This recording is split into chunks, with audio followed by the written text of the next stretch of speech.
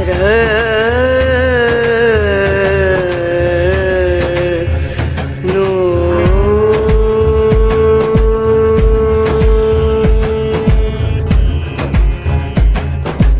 राधे। जय माता की भक्तों, आप सभी का स्वागत करती हूँ स्पिरिचुअल ज्ञान साधना में।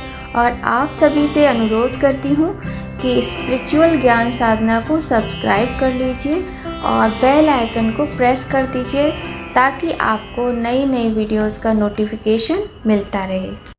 हिंदू धर्म में शुक्रवार के दिन माँ लक्ष्मी की पूजा किए जाने का विधान है। माँ लक्ष्मी को धन की देवी का स्वरूप माना जाता है। जय माता की। राधे राधे। कैसे हैं आप सभी लोग? आशा करते हैं सभी लोग बहुत अच्छे होंगे। ये बताने के लिए कमेंट में जय माता की, राधे राधे कुछ भी अवश्य ही लिखिएगा।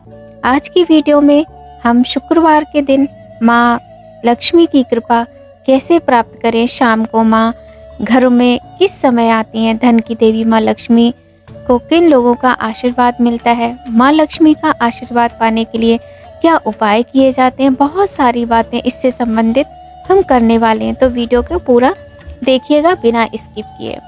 माँ लक्ष्मी को धन की देवी का स्वरूप माना जाता है।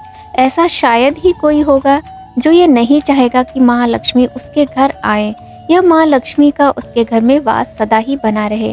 कहा जाता है जो व्यक्ति शुक्रवार के दिन माता की पूजा कर उनके नाम का उपवास करता है, नियम लेता है, देवी उस पर सदैव अपनी कृपा बनाए रखती हैं। वहीं अगर आप किसी तरह की आर्थिक तंगी से गुजर रहे हैं तो आपको शुक्रवार के दिन शाम के समय माता लक्ष्मी के आगमन के दौरान उनकी विशेष पूजा अर्चना करनी चाहिए। ऐसा करने से देवी लक्ष्मी का आशीष साधक और उसके परिवार पर सदा ही बना रहता है। चलिए जानते हैं माँ लक्ष्मी शाम को किस समय भ्रमण पर निकलती हैं। माँ लक्ष्मी के हमारे घर आने का क्या समय होता है, माँ के स्वागत का हमें किस प्रकार से सम्मान के लिए तैयारियां करनी चाहिए। तो आइए जानते हैं। सनातन धर्म में धन की देवी के स्वरूप वाली माँ लक्ष्मी शुक्रवार समेत प्रतिदिन धरती पर भ्रमण के लिए निकलती हैं। माना जाता है कि इस समय माँ की दृष्टि जिस घर पर भी पड़ती है उस घर में हमेशा खुशहाली बनी रहती है और कभी भी आर्थिक तंगी से नहीं गुजरना पड़ता है। वहीं शास्त्रों के अनुसार माँ लक्ष्मी संध्या के समय करीब 7 बजे से 9 बजे तक पृथ्वी पर भ्रमण के लिए निकलती हैं। इस समय माता कुछ विशेष घरों में ही प्रवेश करती हैं। ऐसे में अगर आप चाहते हैं कि देवी लक्ष्मी आपके घर में प्रवेश करें तो आपको कुछ बातों का विशेष ध्यान रखना होगा, तभी माँ लक्ष्मी की कृपा आप पर बनी रहेगी। आइए जानते हैं वह कौन से काम है जो आपको इस समय नहीं करने चाहिए, वरना माँ लक्ष्मी आपसे नाराज हो सकती हैं।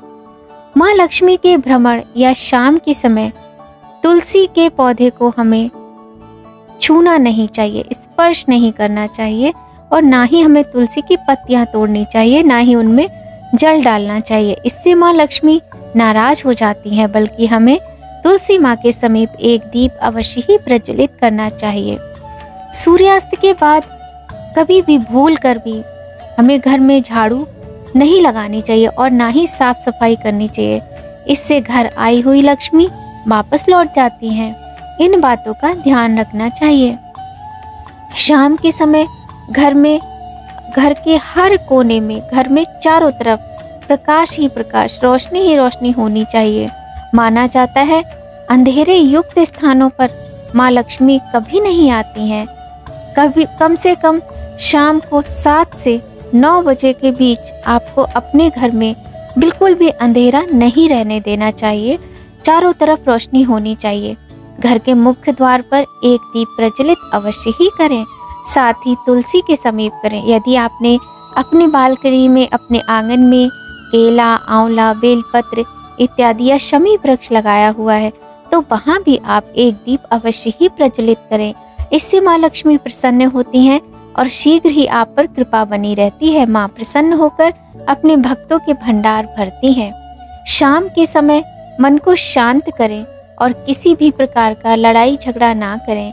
यदि जिस घर में तेज आवाज होती है या लड़ाई झगड़े की आवाजें आती हैं, वहाँ माँ लक्ष्मी रुष्ट होकर चली जाती हैं और फिर कभी शायद ही कभी वहाँ अपनी दृष्टि डालती हैं। इसलिए घर में सुख शांति बनाकर रखनी चाहिए, शोर शराबा इत्यादि नहीं होना चाहिए।